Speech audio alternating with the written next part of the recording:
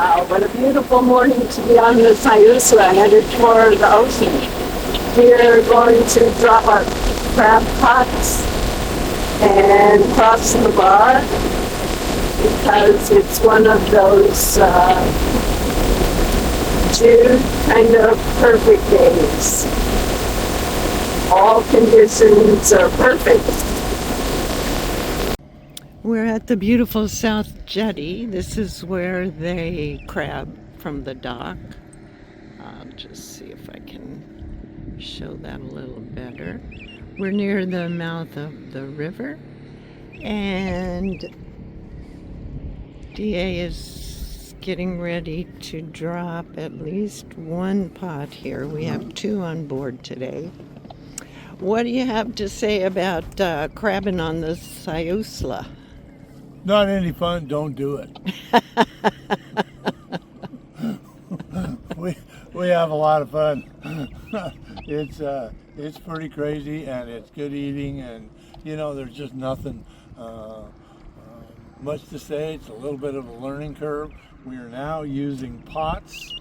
When pots are different than rings. Rings stay on the bottom flat, and then when you pick it up, then whatever the crab is by the bait, which is, by the way, we use chicken, is then caught in the crabs. But with a pot, they crawl in and they can't crawl out.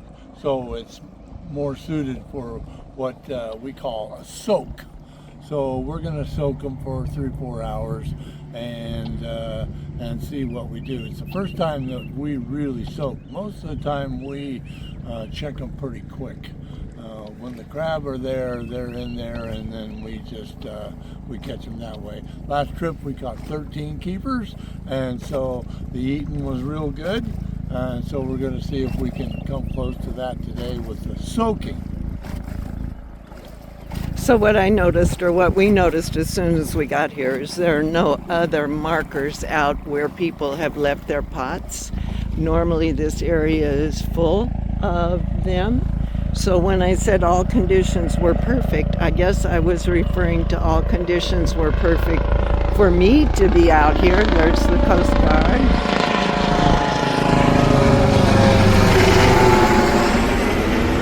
But we're yet to determine if conditions are perfect for crabbing and fishing, and we'll be back to let you know.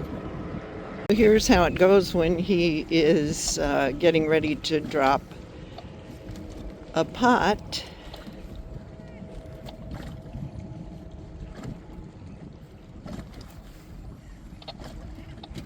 Keeping all the ropes out of the way and the buoys.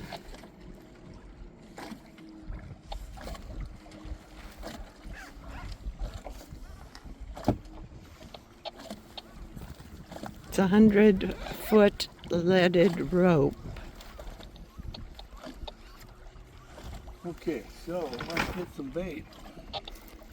Oh, we're putting bait in the box, taking the cable ties out. So the bait is chicken, as he said. Or we have some salmon carcasses. We also have some salmon And carcasses. so we're going to bait pretty heavily today because we're going to put a lot of bait in the box. And we'll bait heavily. When you bait heavily, then it's more suited for the longer soak, but also it puts out more scent and it attracts people, or crab. So we'll put them inside this little box right here. Chicken legs and salmon and stuff like that. Then on the outside, which is I think integral part of catching crab, is put some chicken legs and stuff on the outside. when the crab smells the bait, they will move inside. If there's something for them to eat, they will stay inside. And then just by the mere volume of the scent and stuff like that, we should be able to attract a few crabs. At least that's the concept. So we will work on getting some bait in there and show you when we're ready to drop. Okay, hold on. Oh, as you can see, there's chicken inside the box, drumsticks, as well as a slab of a salmon carcass. And then he's got 3 drumsticks on the outside, which only makes it easier for the crab to get to. And stay. And stay. There's And something to so, what happens next, Captain? We take our rope. Now we have taken care of this rope. Doesn't look like it, but we have. And Because it's leaded, it's a little hard to manage. Pair of scissors.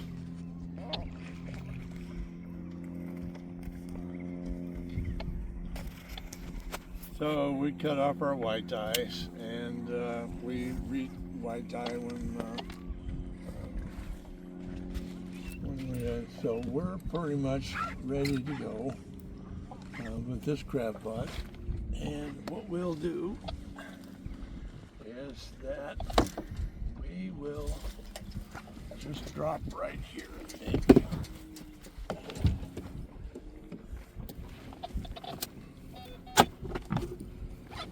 Gotta get the buoys all straightened out here.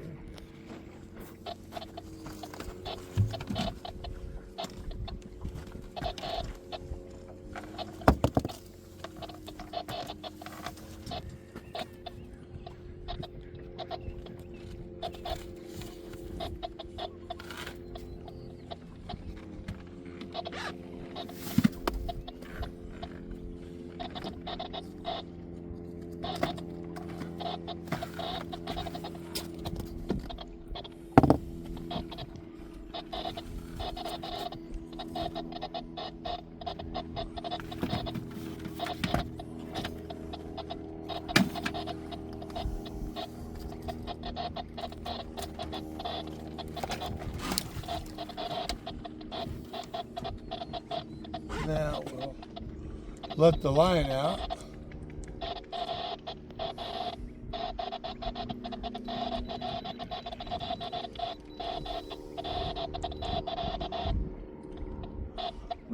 We have an electric trolling motor on the bow here, so we use it to place our crab pots, and we use them to retrieve pretty easy when you do that. So as we move up, we'll just let line out. The rule of thumb is letting your buoys out first, and then your pot. So that's the general rule. But in slack tide or anything like that,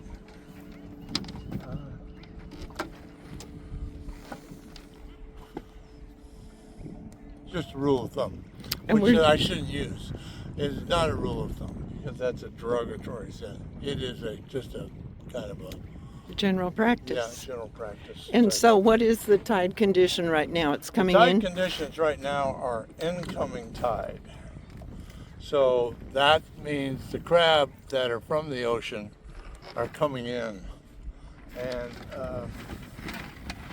so we're going to place this smorgasbord there for them and just wait till they show up.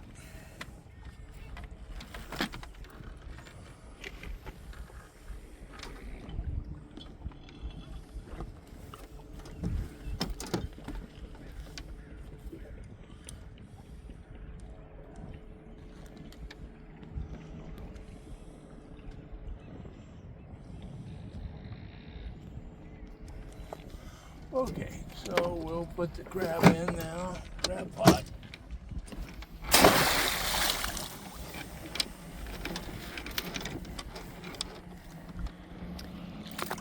And there we go. And we're going to do the same with the other, and then we'll be back later to pick them up and see what's there.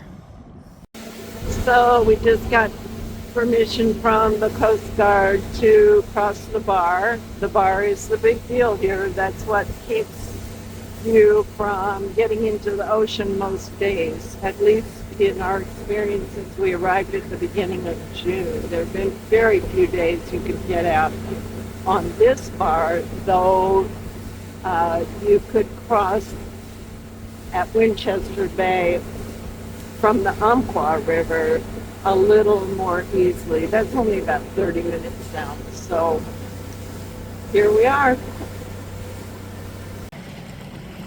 We have a line in the water, and we're fishing today for coho and chinook, and we're right out here by the foghorn. As you can see, maybe,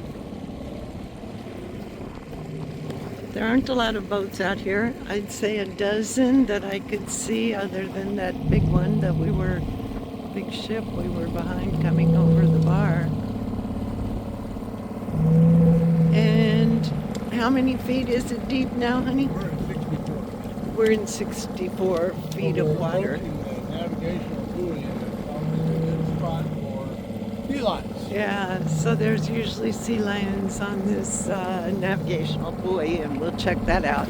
But you can see how close we are to the beach. It's rolling waves about 2 to 4 feet. And there are those sea lions. And you can hear them, of course. You can see them and you can hear them.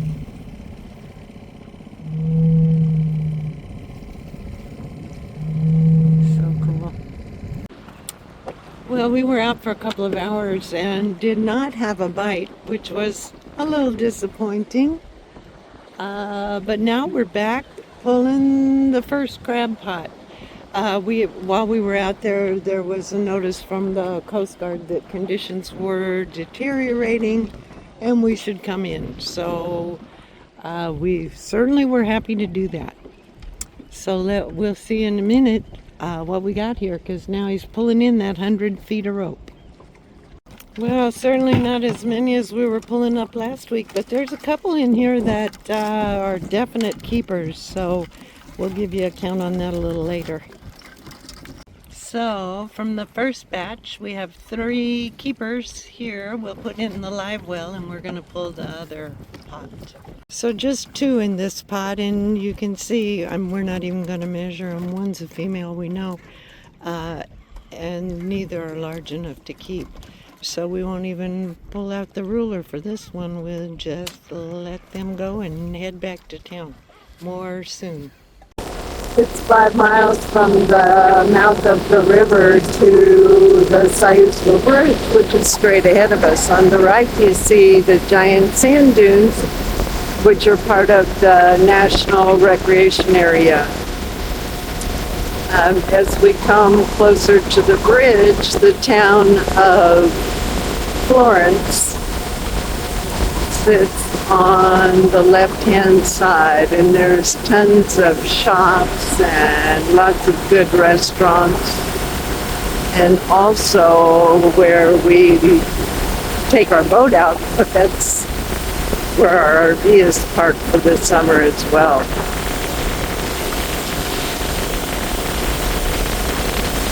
It's a little windy going this direction.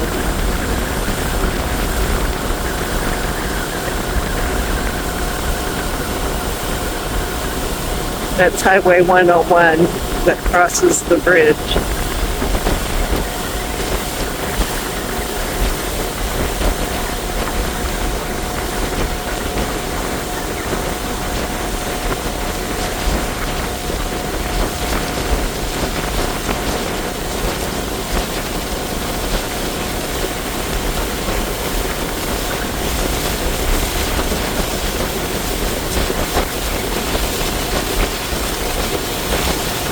And of course the cool looking bridge.